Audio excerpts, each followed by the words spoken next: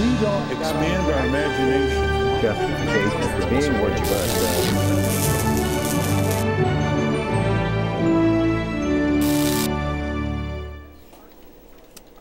And welcome to Washington Unplugged. I'm Bob Schieffer. Well, yesterday, UN inspectors revealed that Iran may be trying to develop a payload for a nuclear weapon.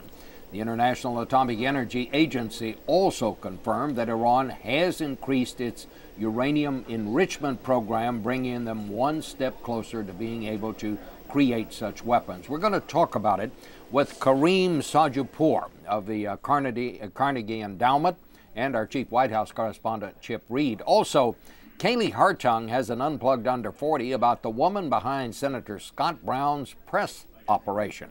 And Politico's Eamon Javers is out with a new book about CIA agents moonlighting as corporate spies. We'll talk to him about the book. But first, I'm joined by Karim Sandjadpour and Reid, who is with the president out in Nevada. Karim, let's just start with this announcement that we got from the watchdog agency. Does this move it up a notch? Does it now appear that Iran is closer to developing a nuclear payload for a weapon? I don't think this changes any of the fundamentals, Bob. I think everyone, especially within Washington, already recognized that Iran was in pursuit of a nuclear weapons capability. And I think this report reaffirms that.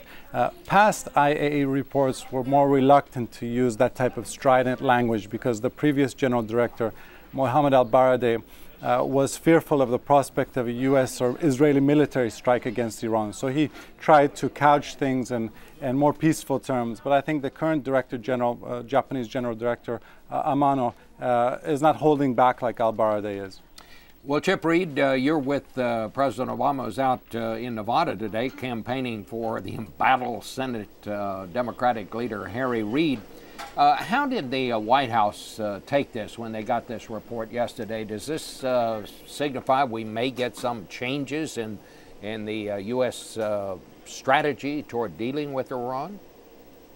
Well, not really changes. They say it just reaffirms what they already thought, that Iran is moving in the direction of building a nuclear weapon. They also cited evidence of more secrecy on the part of Iran, not allowing inspectors in certain areas, suggesting that there's more going on that meets the eye. But when we asked White House and national security people, when is this tough new regime of sanctions going to come out, this new statement that would include China and Russia, presumably? On the statement, they say, quote, "We're working on it in earnest." So ever since the first of the year, which was the deadline the White House posed for Iran to do something favorable or face new sanctions, we've been waiting for the question of when to be answered, and so far they have not answered it, but they say they're working hard on it, but it really requires getting China and Russia on board, and that is not easy, Bob. Well, for example, the Wall Street Journal today editorializes that engagement, the policy of trying to engage with Iran, has simply failed, and it's time to move on to something else. But as I hear you this morning, that is not the attitude at the White House right now. There's not a dramatic change. This just reaffirms what they've said all along. They believe that they've got to move ahead with tough new sanctions, and we're still waiting to see what those sanctions are going to be, and the question everybody's been asking, when? You know, ever since the first of the year, the question has been when, and they haven't been able to come up with anything yet, and the presumption is that the difficulty is getting China and Russia on board. Karim, why is it that China and Russia don't view sanctions in the same way that we do in this country? Well, China and Russia have always been instinctively opposed to sanctions. China, for example, is in need of energy. Iran has energy, so there's a very strong commercial relationship between the two sides. And I think Russia has looked at their relationship with Iran in the context of the U.S.-Russia relationship. They've been reluctant to simply take Washington's talking points at face value. But I think actually the benefit of the engagement approach has been the fact that we've exposed Tehran as the intransigent actor in this equation, not the United States. 2-3 years ago, when I would talk to European diplomats or even Russian and Chinese diplomats, they would complain much more about Washington's unwillingness to engage Tehran than Tehran's inflexibility. And now the game has changed. After a year of really bending over backwards to try to change the tone and context of the U.S.-Iran relationship, I think the Obama administration has created more international cohesion than ever before. And more importantly, I think they've really widened the internal divides within Iran, both among political elites and between the population and the regime. Well, let me ask you this. Just China, for example, we know they need energy in that part of the world. We know Russia has big commercial interests in Iran. But are those two countries prepared to live with a nuclear-armed Iran? I think that at the moment they don't see the threat of Iran crossing that nuclear threshold as imminent. Ultimately, it's not in their interests either. Ultimately, I actually think the Russians and Chinese will come on board to sanctions which they've diluted, which they themselves have watered down somewhat. You think that they'll eventually will go along with sanctions? I think in the first half of March we will see another UN Security Council resolution in which China and Russia have signed up to. But I would argue that the UN Security Council resolutions are more politically consequential than they are economically consequential. The more economically consequential sanctions will come out of the European Union and the United States. And Chip, one final question for you. We know that the Congress has been trying to put together some sanctions, and up until this point, the administration has been a little lukewarm about the sanctions being prepared on Capitol Hill. But my sense is that they may be willing to now to let Congress go ahead and design some sort of sanctions. They may be. That's not certain yet, but certainly there are signs that that is a possibility. But certainly their focus right now is on getting China and Russia on board with these much broader global effort to impose sanctions on Iran. Do you, Karim, do you think Iran wants nuclear weapons, or do you think they just want the capability? Bob, if we were having this conversation a year ago, I would say that they're in pursuit of the Japan model, which is essentially wanting to be a screwdriver turn away. I think in the aftermath of these tainted presidential elections, you have now a group of hardliners running the country who may well believe that they've ceded so much legitimacy in the aftermath of the elections that the only way to recoup that legitimacy is indeed by crossing that nuclear threshold. So I think that we no longer can take for granted that they just want to be a screwdriver turn away. They could well be pursuing the North Korea model now. Karim, thank you so much. Thank you, Bob. All right. Well, we're going to talk about something entirely different now, and that is the coming of Scott Brown, the new senator from Massachusetts, to Capitol Hill. When a new senator or congressman usually comes to Washington, they soon discover they may have been a big shot back home, but they're just one of many here in Washington, and the most daunting task that their press people face is just getting them noticed, getting their name in the paper or their picture on television. Well, that's the case if you are anyone but Gail Gitchko, who runs the press operation for Washington's newest senator, Scott Brown. For her, getting her boss noticed is the least of her worries. Kaylee Hartung caught up with this fast-moving woman for this week's Washington Unplugged Under 40. In your 7 years in politics, have you ever seen media intrigue like this with someone that you've worked with? Not like this. Gail Gitchko has worked for Mitt Romney, John McCain, for the GOP chairman Michael Steele. But she's never had a job like this one. Can you pronounce those talking points? Communications director for Washington's newest rock star, the new senator from Massachusetts, Scott Brown. With Senator Brown, you know, he's got such incredible name ID that it's not hard to tell reporters who your boss is. So we've been getting a lot of press requests, interview requests for you name it, we've received it. Gail had to hit the ground running. After his election, Brown put the pedal to the metal, literally. He drove his truck down from Massachusetts. He's been coming into the office every day, whether it's been a snowstorm outside or a federal holiday. He's been in the office.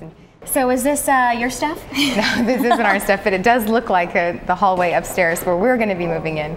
For now, Brown is camping out in a trailer adjacent to the Russell Senate building. This is the temporary office of Senator Brown. Next week, he'll be moving into some of the best real estate on Capitol Hill, Senator Ted Kennedy's old office. There's a lot of organizing, there's a lot of repainting and, cleaning the carpets and everything that we're we're working on. And while our time in that space is limited, we're certainly looking forward to moving in there as soon as it's ready.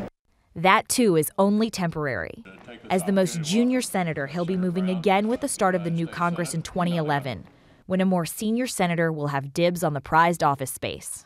In the meantime, Brown's team is focusing on their main priority, taking care of the folks back home. Thank you. Very God bless you, sir. Thank you very much. You know, Senator Kennedy's, one of his legacies is his constituent service that was just second to none. Now, one of the big priorities is to make sure that we're responding in a very timely manner to those people who have questions. Which prompted me to ask one of the most popular questions they're getting. So when are we going to see Senator Brown versus President Obama and the daughters on the basketball court? Well, sure. Yeah, that has been one of the questions that I've gotten a lot lately. So I can get a 2-on-2 game with him, so with my daughter, and he can pick his best person. So we'll see if that happens, but that certainly will be another exciting opportunity for us. With the unprecedented attention Senator Brown is getting, there will be no shortage of work for this young communications director. But help is on the way. She says the office is being flooded with applications. Bob, literally thousands of applications piled up in that office. A lot of people want to work for this guy. Everybody loves a winner, and in Washington, they love them most of all. Thank you very much, Kaylee. Finally today, Eamon Javers is a reporter for Politico, and he has just exposed a little-known practice where CIA agents work on the side for large corporations and spies. In his new book, Broker, Trader, Lawyer, Spy, The Secret World of Corporate Espionage.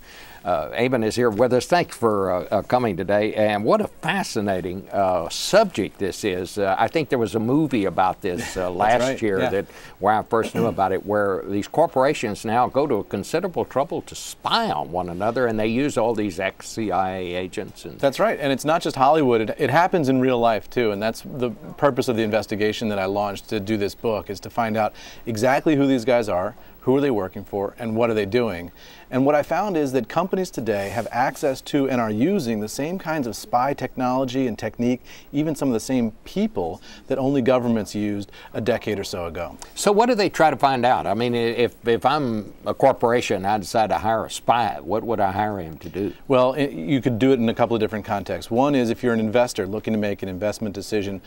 Companies always have problems that are secret and hidden that investors really want to know about. So investors typically hire spies to find out where the weaknesses of these companies are, and they'll do all kinds of operations, including undercover operations, surveillance operations, and all the rest, to find those hidden weaknesses and then short that stock and maybe profit from that company's downfall. So would they do illegal things like electronic surveillance, that sort of business? Well, they say they don't do illegal things, but you know, I was in London. London happens to be sort of the global crossroads of this industry, and I was meeting with some of the top corporate surveillance guys in the world, and they were complaining to me. They say they follow people, they tail executives, they'll do bugging of their cars, that sort of thing. But they were complaining about the Eastern European spies who go even farther. So every layer of the onion you unpeel, you find there's another layer under there. So Eastern European, like Russians and ex-Soviet bloc spies.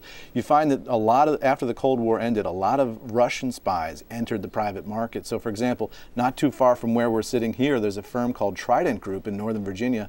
All of those guys are ex-Soviet military intelligence and KGB, and they're now working for some of America's biggest companies. They work for Disney, prominent American law firms, doing intelligence. And